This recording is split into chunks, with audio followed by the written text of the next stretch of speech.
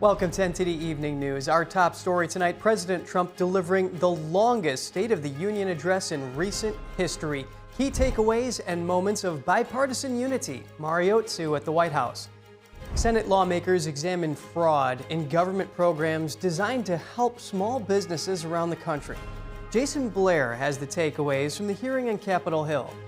President Trump's nominee for Surgeon General testifying before the Senate, Casey Means, explains her stance on vaccines and autism. Former Treasury Secretary Larry Summers resigning from Harvard University, what the latest Epstein files say about his relationship with the disgraced financier. The FBI searches the home and office of the Los Angeles school superintendent. The nature of the investigation remains unclear. David Lamb has more.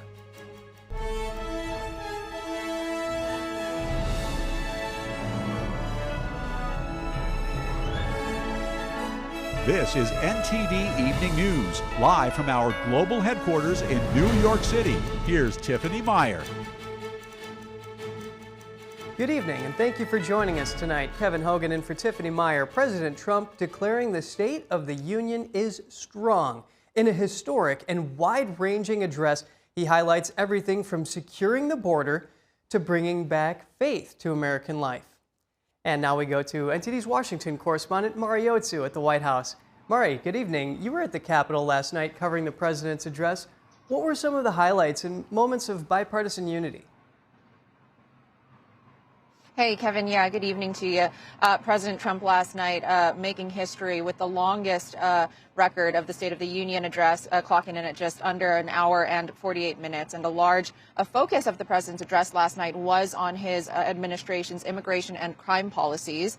This is as he demands the full and immediate restoration of all funding for the Department of Homeland Security. The president is also last night calling on Congress to pass what he says he will call the Delilah Law. That would be a law banning any state from granting commercial driver's licenses to illegal immigrants. President stressing his reasoning there that many illegal immigrants do not speak English and thus have trouble reading basic road signs. And the so-called Delilah Law is named after a little girl who was in the audience last night, Delilah Coleman, who was 5 when she was critically injured in a car crash caused by a trailer driven by an illegal immigrant. She miraculously survived those critical injuries and was there with her father. Take a look. Marcus, a fantastic man. Delilah, please. You are a great inspiration. Please stand up.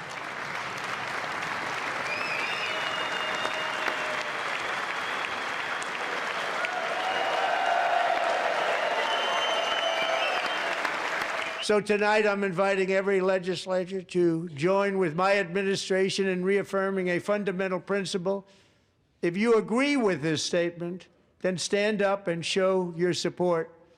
The first duty of the American government is to protect American citizens, not illegal aliens.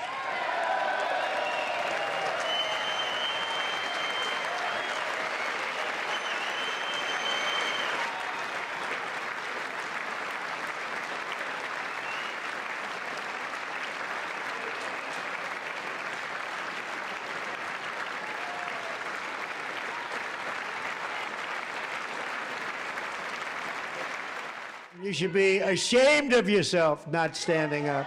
You should be ashamed of yourself. And President Trump is also honoring and vowing justice for Anna Zarutska. That's the mother of 23-year-old Irina Zarutska, the Ukrainian refugee who was fatally stabbed last August in Charlotte, North Carolina light rail train. Her killing attracted a lot of attention and intense criticism over why the suspect was on the street despite 14 prior arrests. Take a look. She had escaped a brutal war only to be slain by a hardened criminal, set free to kill in America, came in through open borders. Mrs. Zarutska, tonight I promise you we will ensure justice for your magnificent daughter, Irina.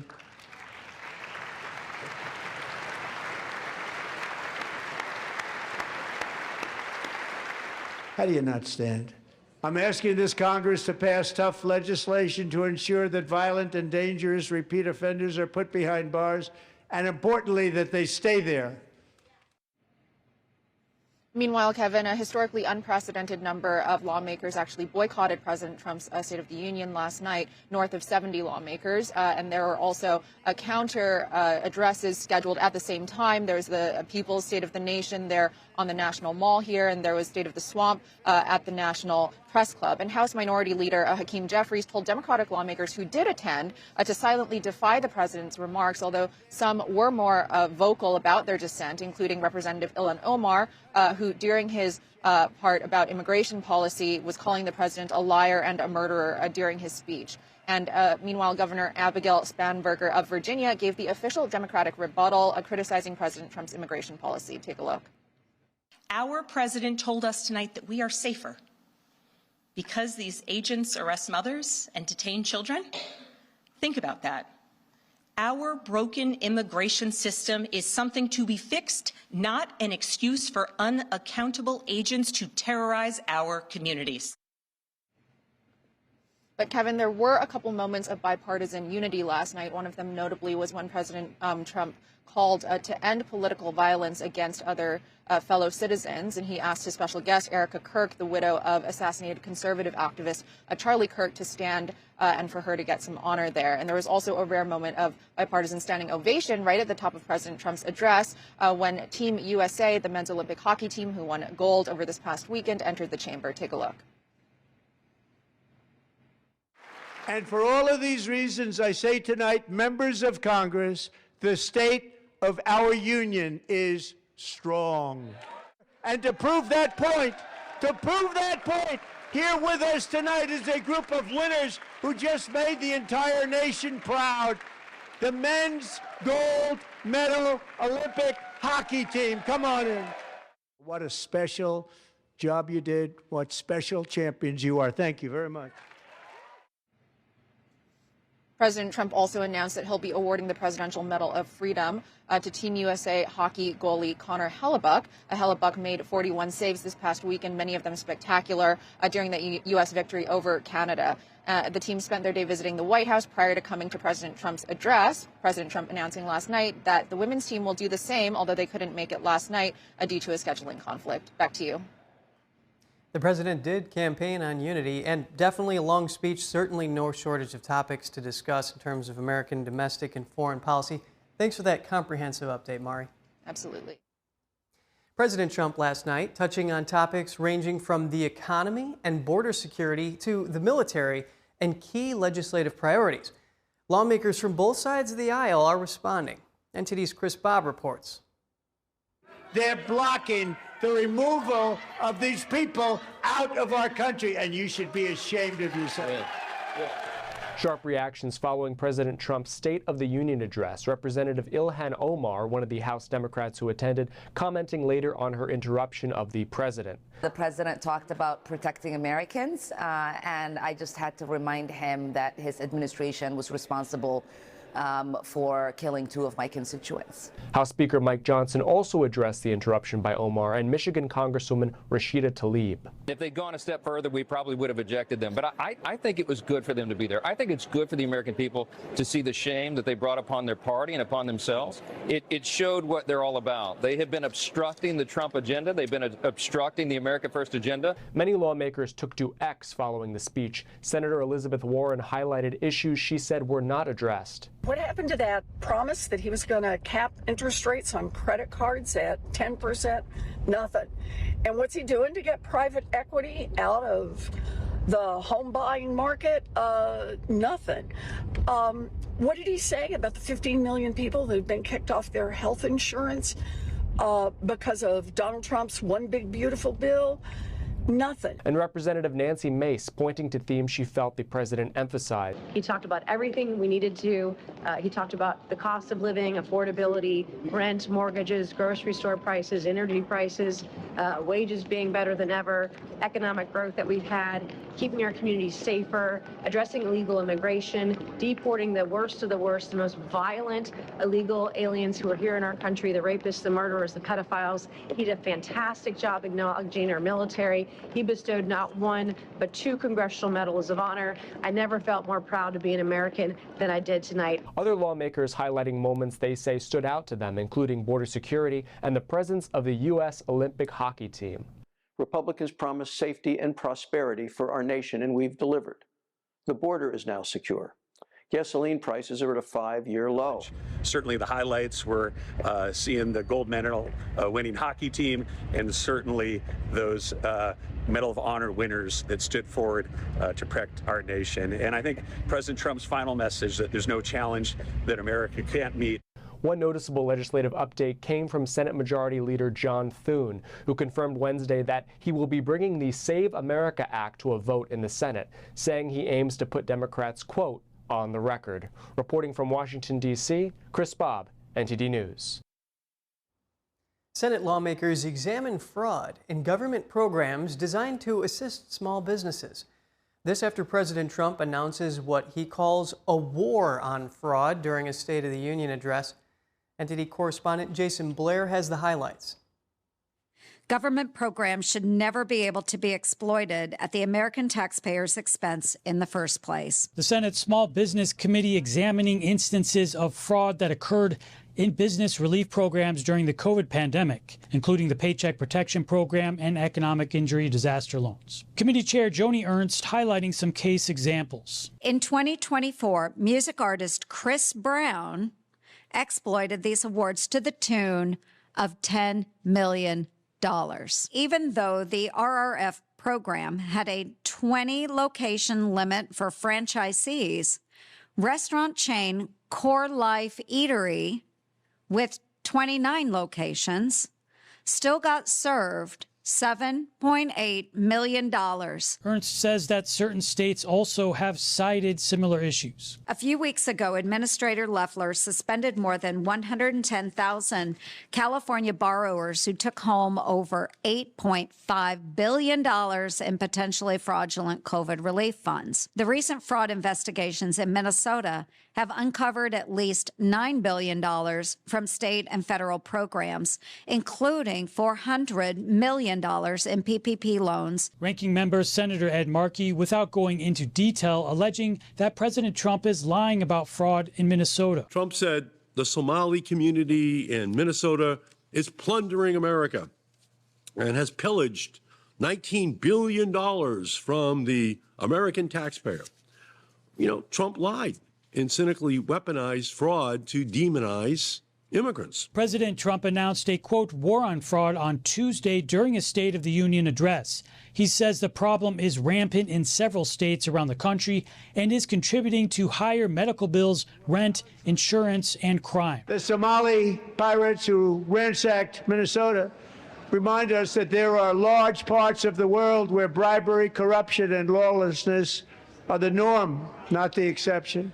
Importing these cultures through unrestricted immigration and open borders brings those problems right here to the USA. Trump said he's putting Vice President J.D. Vance in charge of the effort. We are working on it like you wouldn't believe. One expert at the Senate hearing saying that fraudsters rarely target just one project. For example, in one project, we found over 40,000 instances where the same person appears to have reported a low income to obtain housing benefits and also a high income to obtain Small Business Administration benefits. Reporting in Washington, D.C., Jason Blair, NTD News. President Trump's nominee for Surgeon General testifying before the Senate Health, Education, Labor, and Pensions Committee. Ranking member Vermont Senator Bernie Sanders asking Casey Means about her stance on vaccines and autism. The American Medical Association, I don't know if you're a member of it or not, is the largest professional association of physicians representing over 270,000 doctors. And they wrote in November that, quote, an abundance of evidence from decades of scientific studies shows no link between vaccines and autism, end quote. In contrast, Secretary Kennedy has said, quote, I do believe that autism does come from vaccines, end of quote. Dr. Means, who is right? Is the AMA right? Is the scientific community right, or is Secretary Kennedy right? I am not here to complicate the issue on vaccines. And also, I, as a physician, am very careful with my words, and I don't think it's responsible to say that we're not going to study when kids are getting many medications. I think it's important to just keep it on the table. Senators' question means about a range of topics from pesticides to chronic disease. The Surgeon General is the country's chief doctor tasked with providing Americans with the latest health information and recommendations. Means is Trump's second nominee for the role after withdrawing his prior pick in May. Means graduated from Stanford University in 2009 and went on to obtain her medical degree from Stanford University School of Medicine. She spent several years in private practice in Oregon before co-founding Levels, a health testing company. Means has said she will resign from her position with Levels and forfeit or divest stock options and stock in the company if her role is confirmed. And former Treasury Secretary Larry Summers will resign from teaching at Harvard at the end of the academic year amid a university review into his ties to Jeffrey Epstein. Documents released by the Justice Department last month showed email correspondence between Summers and the disgraced financier. Summers served as Treasury Secretary under former President Bill Clinton and president of Harvard for 5 years, starting in 2001. He has been on leave from Harvard since November. Summers resigned from the board of OpenAI the same month after Harvard announced its review. His decision comes amid a series of resignations by influential figures across academia, business, and government after their ties to Epstein were revealed. The FBI serving search warrants today at the home of a school superintendent in Los Angeles. It's unclear what the investigation is about, but the school district says it's cooperating. NTD's David Lamb reports. The FBI conducting a search on Wednesday at the home and office of a Los Angeles school official. A spokesperson for the FBI Los Angeles field office confirms that agents were at the headquarters of the LA Unified School District and at the home of Superintendent Alberto Carvalho. A third location in Florida was also searched. It's unclear what the investigation is about, but the school district says it's cooperating with the investigation and doesn't have further information at this time. Carvalho, himself an immigrant who had once overstayed his visa, has been vocal about protecting students from ICE activity at schools. He's been the Los Angeles Public Schools superintendent since 2022. Before that, he oversaw Florida's largest school district for more than a decade. The LA Unified School District is the nation's second largest, with more than 500,000 students and covering more than 24 cities. The office of LA Mayor Karen Bass says it has no information about the search of the school district's headquarters. David Lamb, NTD News, California. Coming up, Cuba says border guards shot and killed 4 people and wounded 6 others aboard a Florida-registered speedboat off the Cuban coast. President Trump speaking with Ukrainian President Volodymyr Zelensky today, just a day after mentioning Ukraine in his State of the Union address. Arian Pastar has the next steps the U.S. is taking in the ongoing peace process. And Australia's Prime Minister evacuated from his home after a fake bomb threat targeting him and a performing arts company. Why the Chinese Communist Party wants to stop the performances. Jack Bradley reports.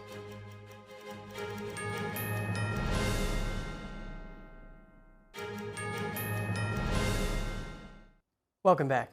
Secretary of State Marco Rubio says U.S. authorities are doing their own investigation into an incident early this morning. This comes after Cuba says its border guards shot and killed 4 people and wounded 6 aboard a Florida-registered speedboat off the Cuban coast. Cuba's Interior Ministry claims the crew aboard the vessel opened fire on the guards first, who then returned fire. Here's Secretary Rubio just moments ago. We have our embassy on the ground in Havana working this as we speak, asking for access to the people that were on those vessels.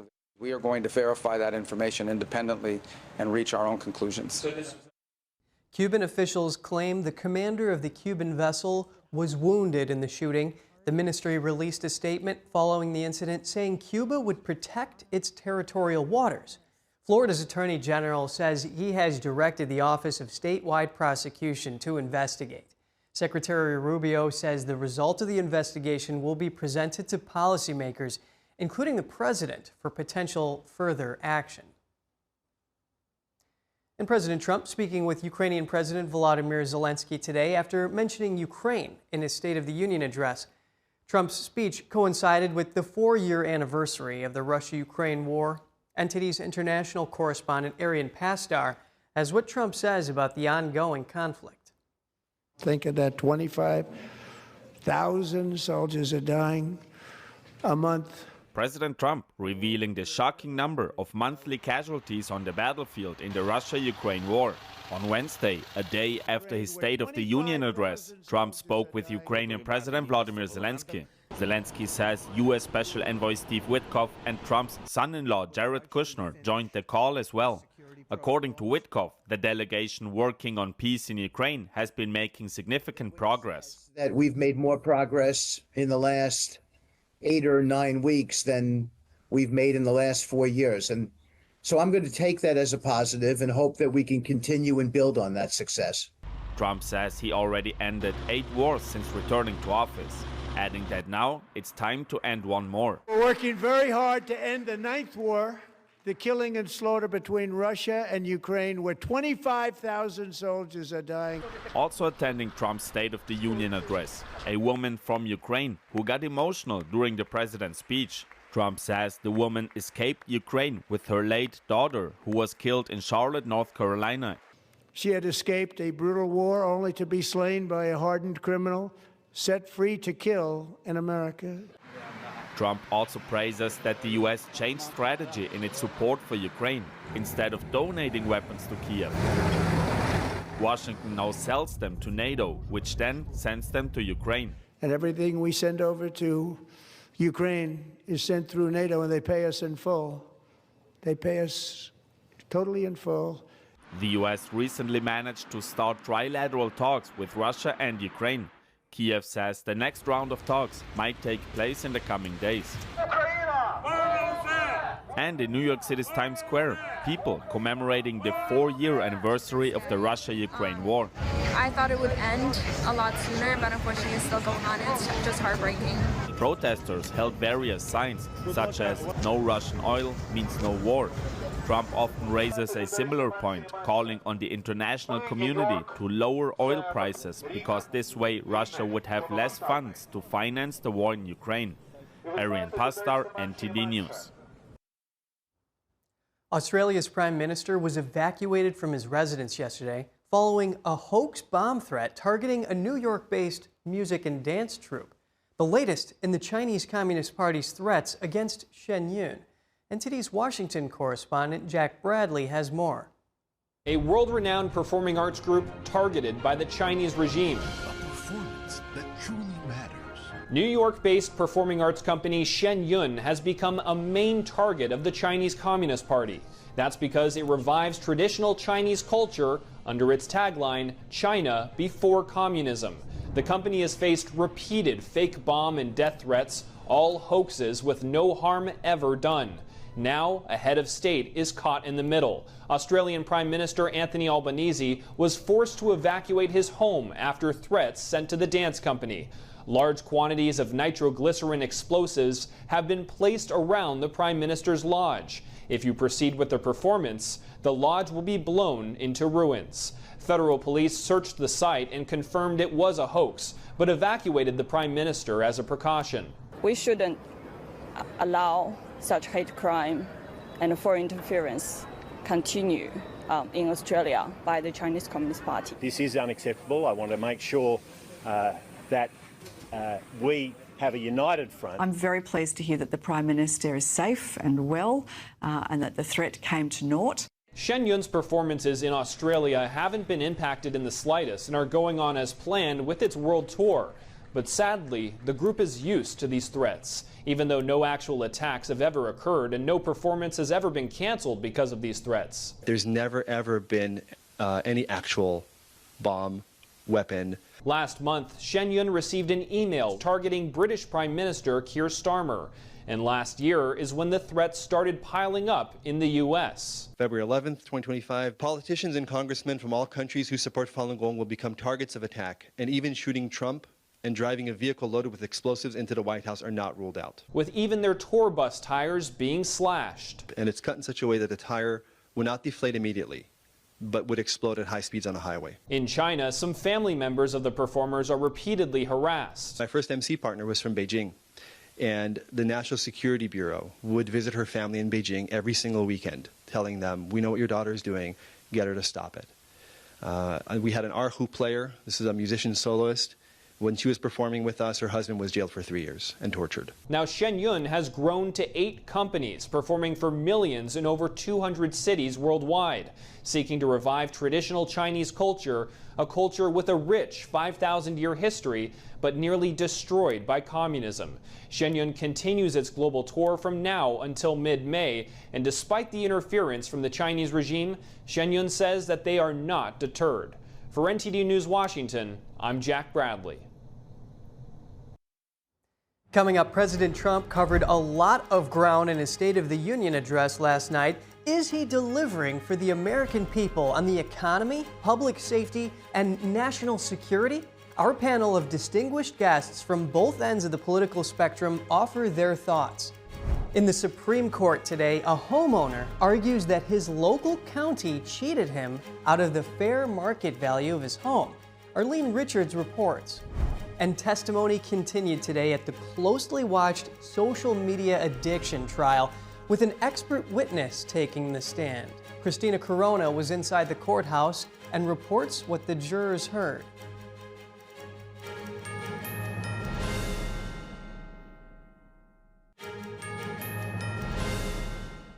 Hi again. Supreme Court justices today seem skeptical over whether a homeowner who didn't pay property taxes should get the fair market value of his home after it was sold in a tax foreclosure sale.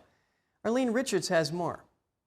The Supreme Court heard arguments on Wednesday over whether a Michigan county violated a family's constitutional rights by selling their property as part of a tax foreclosure for well under its market value. The county sold the house for $76,000 at auction. The homeowner, Michael Pung, said it was worth $200,000. Pung ultimately received the proceeds from the sale minus the $2,200 in taxes owed, but he still sued the county in federal court. He argued the taxes should have been taken out of the fair market value of the property or the $200,000, and that this was an illegal taking under the Fifth Amendment. Under the Fifth Amendment's taking clause, where the government has taken someone's home for public use, the law requires that the homeowner receive the fair market value of the property. Several justices, pointing to the long history of real estate foreclosure law, seemed skeptical that the county had violated the Fifth Amendment. What do you do with the fact that the English and American legal traditions seem to permit these sorts of foreclosures? Show me cases that don't involve the unfairness of an auction where the courts have given damages greater than the auction price. The Michigan county argued that foreclosures are routine and have been used by all levels of government for centuries, and that the takings clause does not apply to these types of sales where the property was not taken for public use, but rather to settle a delinquent tax. In 2023, the Supreme Court sided with a 94-year-old grandmother whose property was sold in a tax foreclosure sale. The Minnesota county in that case did not give the grandmom the balance from the sale. They instead kept it and used it for public amenities. And because of that case, Pung received the balance of the foreclosure sale of his property. Some justices raised questions about the timing of the sale and whether a valuation of the property could have been conducted, and whether or not this was actually a taking and not a foreclosure. The court is expected to make a decision before its term ends in June. Arlene Richards, NTD News. The social media addiction trial resumed today, with jurors hearing from a data science expert about how platforms generate billions of dollars in ad revenue. NTD's Christina Corona reports from the courthouse in Los Angeles. We're outside the Los Angeles Superior Courthouse, where an engineer and data science professor took the stand today. Professor John Chandler testified, saying how social media companies generate billions of dollars through ad revenue from young users under the age of 18. Professor John Chandler told jurors that research estimates showed platforms made billions of dollars from users under 18, including roughly $5 billion from Instagram and more than $2 billion from YouTube in a single year. However, YouTube attorneys pushed back, questioning how Chandler calculated watch time and ad exposure, and pointing out that he does not personally use Instagram or knew all of the features offered on the app. Jurors were also shown how ads play on the YouTube app and showed Bad Bunny's NFL halftime performance as an example of how ads pop up. Plaintiff attorney Mark Lanier went into detail describing how ads are customized to certain users, saying when they log into their YouTube, they are actually logging into their Google account, which can send them ads based on their search history. He also mentioned how children who lied about their age are being fed adult advertisements. For years, Big Tech has hidden behind predatory design, coercive tactics to manipulate, exploit, and addict my generation of young people, stealing the meaning of digital community right out from under us. And I say no more. Many survivor parents attend the trial each day, and on Wednesday, about 20 held a press conference outside the courthouse. They called for what they described as common-sense legislative solutions to address social media's impact on young users. One mother, who lost her 12-year-old son after what she says was a dangerous online challenge, urged tech companies to change what content is allowed for children. The plaintiff, identified only as Kaylee GM, is expected to testify later today. She is expected to describe her time on social media and how it contributed to her depression, anxiety, and body dysmorphia. Reporting from downtown Los Angeles, Christina Corona, NTD News. And there's so much to unpack from President Trump's State of the Union address last night. Let's bring on our panel to dive further into the president's messaging surrounding the condition of our nation and the Democratic response. Joining us now are Taylor Hathorn and George Carrillo. Taylor is a visiting fellow at the Independent Women's Forum for American Safety and Security.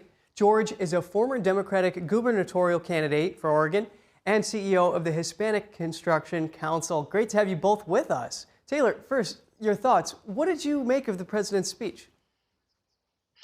I thought it was an excellent speech. I did a pre-State of the Union panel with NTD the day prior where I talked about, I thought it was incredibly important for the president to give specific examples of how the economy is doing better under this administration, under this president than it was a year ago. And I talked about the importance of him explaining the reason that we have had the successes that we've had abroad and the importance of explaining why Iran, why this conflict is something that Americans need to be aware of. And I think that he did a pretty good job of that. And I would say, due to the CPS poll that was released earlier today, over 70% of Americans agree with me.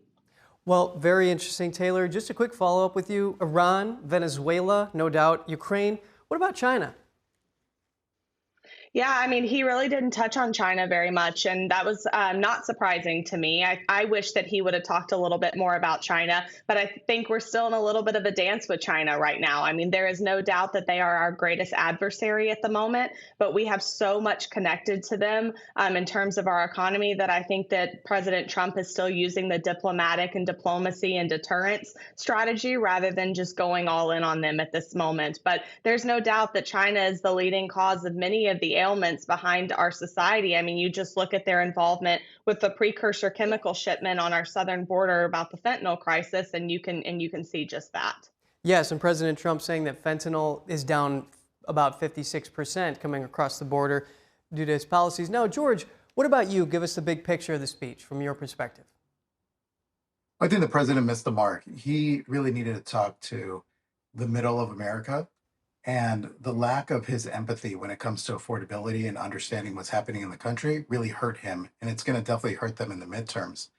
This was not a speech about the state of our union. It was more about the state of Trump and what he believes is reality. When there was just a lot of false claims, a lot of time that was wasted when he really needed to talk about the things that the American people wanted to hear about. Because right now he is not polling well. He is not doing well in the areas that he was elected for. When we talk about immigration, he's failing in that category. Affordability, he's failing in that category. He's failing the American people across the board, and he knows it, and his party knows it, and they're going to pay the price for it coming in the midterms. George, let's unpack this. You said there were false claims. What were they?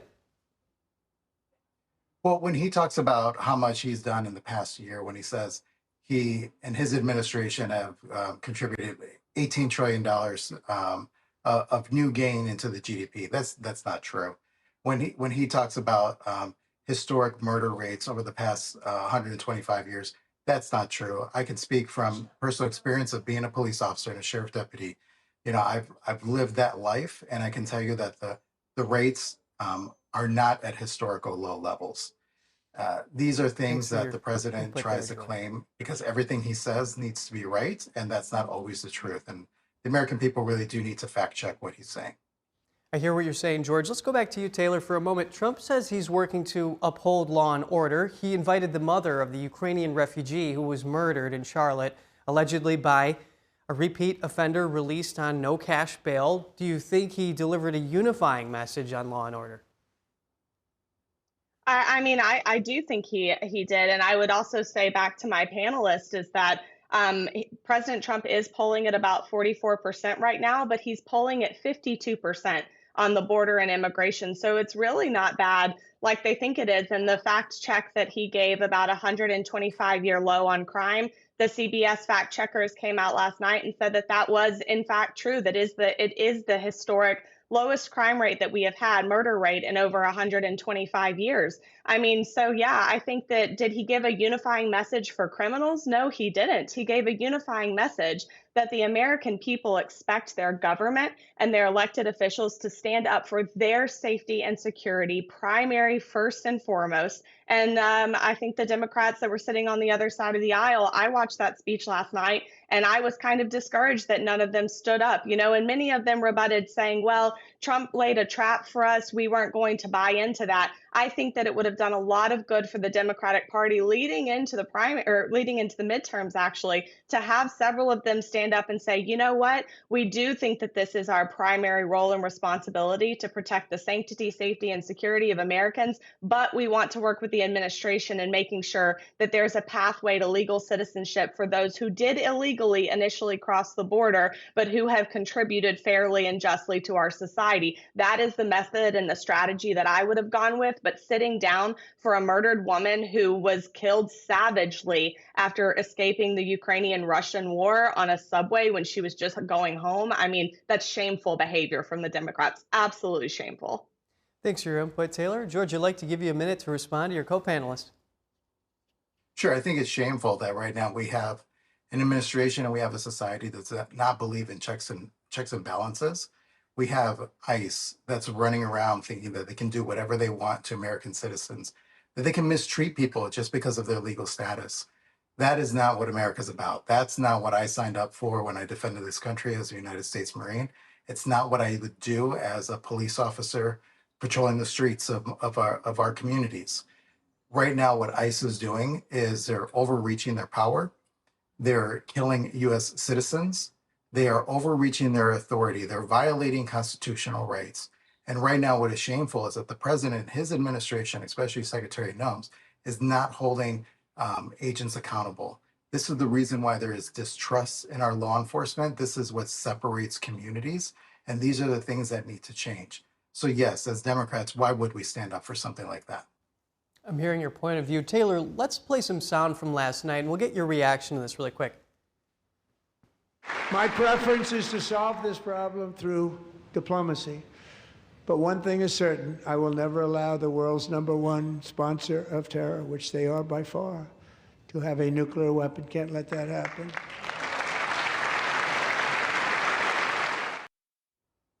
As the nation knows, President Trump took decisive action in Operation Midnight Hammer to derail Iran's uranium enrichment.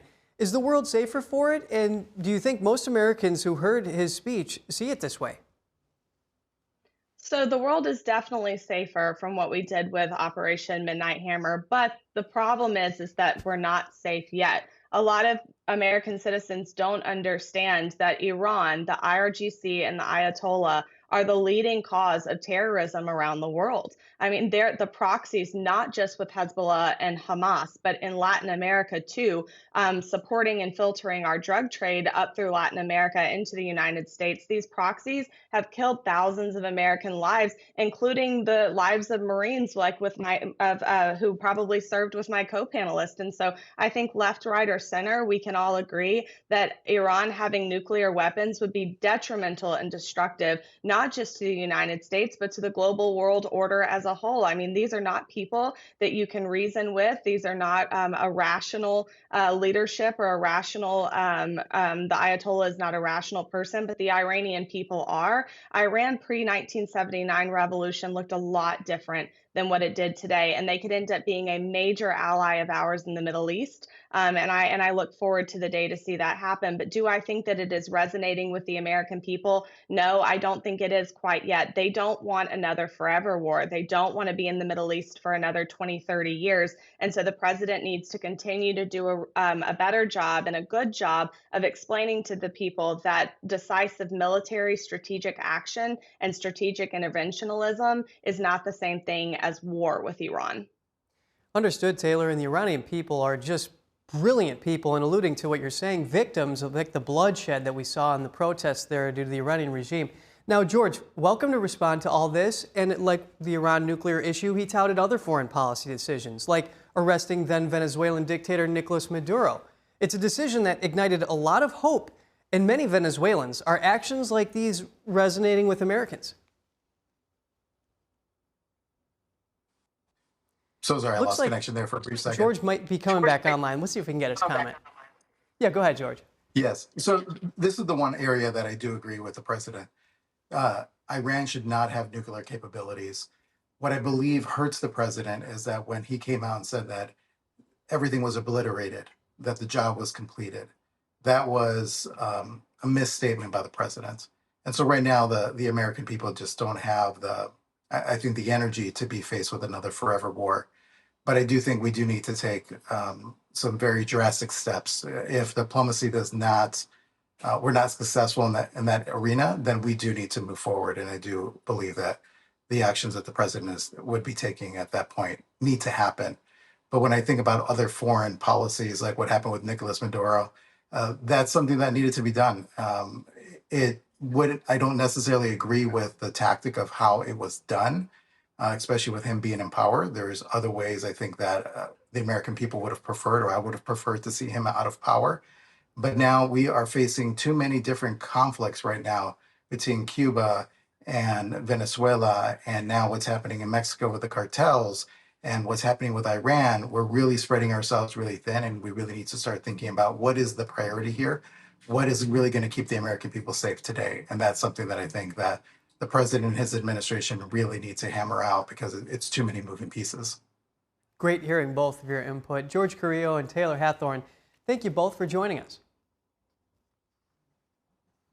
Thanks so much. And one area of bipartisan agreement last night, President Trump's proposed retirement plan, which would provide a government match of up to $1,000 annually. What would this mean in practical terms for American workers? For more analysis, hear a panel discussion tonight on Capitol Report at 7 p.m. Eastern Time. And coming up, the TV ratings are in for Sunday's thrilling hockey finale. Meanwhile, the Pittsburgh Penguins deal with Sidney Crosby's Olympic injury. Dave Martin joins us to discuss.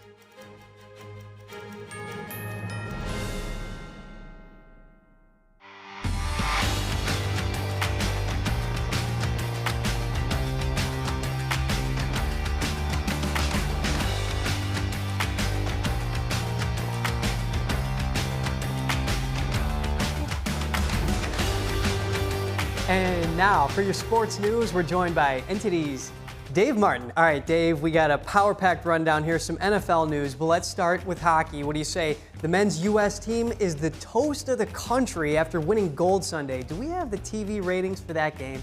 Yes, and it was a record amount in a way anyway. 26 million viewers saw Jack Hughes' golden goal in overtime to win it on Sunday.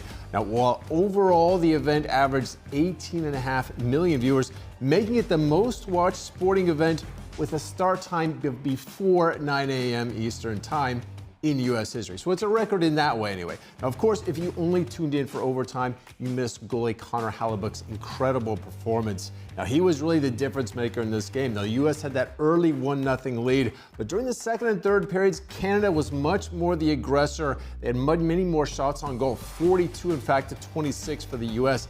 Hellebuyck saved all but one of those 42 shots. A couple of those saves were absolutely incredible. He definitely deserves that Medal of Freedom. But back to the TV ratings. If you combine the 8.7 million people watching in Canada, then the North American audience was nearly 35 million for Hughes' golden goal. So quite the class. We are the champ. All right. Okay, wait. Elsewhere in the game, Team definitely Canada deserve to sing that, that's for sure. Team Canada got the gold medal game without Captain Sidney Crosby, who was out with what was termed a lower body injury. Do we have any more information on that injury? Yeah, well, his NHL team, the Pittsburgh Penguins, announced today they placed him on injured reserve and that he'll miss at least 4 weeks of play. So whatever it was significant. Now, he was injured in the Olympic quarterfinal game against Czechia. It looked like his right leg bent awkwardly, there it is, as an opposing player fell on him. He left the game, he did not return, and he missed the 2 games after that, the semifinals and the finals there. Now, of course, while Team Canada has still have, great players like Connor McDavid and Nathan McKinnon, those two lead the NHL in points and goals respectively. Pittsburgh, meanwhile, he is their leading scorer for them with 27 goals and 59 points, roughly about 20th in the league in both categories. And the Penguins were off to a very good start this season, tied for the 5th most points in the Eastern Conference, so a big loss. Crosby, meanwhile, he scored Canada's golden goal actually back in 2010 when the Canadians beat the U.S. in overtime. So, oh man, so exciting. Come full circle here. All right, NFL news time. Kansas City Chiefs tight end Travis Kelce has yet to announce whether he'll play next season. How are the Chiefs handling the situation with the preseason progressing, the offseason progressing now? Yeah, they're in a tricky situation because if he retires, they want to act as soon as possible to replace his production, which won't be easy. Even though he's 36 years old, last year he led the team in both catches and receiving yards, though those were his fewest catches in more than a decade. He's still owed a roster bonus of $12.5 million next month. It may be possible that could be moved. Let's actually listen to what Chiefs general manager Brett Veach said about it yesterday. Yeah, I think we've kind of taken a different approach with Travis in the sense that I think, we've kind of prepared for either scenario. And Coach had mentioned on Friday, he's had great dialogue with Travis on our end, myself, Crochet, Travis's crew. We've had some good dialogue there. And I'm sure we're going to see him here just like we will all the other players' agents, and we'll continue that dialogue. But Travis is the best. He's an icon, and hopefully he comes back, and we'll just kind of let that process play out. It's not your typical, hey, 27-year-old first time at free agency. I mean, Travis has done everything. He's accomplished everything. He's about to get married. He's got a lot going on. And so I don't think there's an element of us not trying to you need some sort of deadline timeline, but at the same time, I mean, it's Travis Kelce, so we're going to just continue to have positive dialogue and see where this thing ends. But I think we're trying to position ourselves that either way, we have a plan moving forward. So they're in a wait and see with Kelce. Oh man, tough situation. All right, well, thank you, Dave. Thank you, Kevin. And that's all for this evening's broadcast. I'm Kevin Hogan. I hope you and your family have a good evening.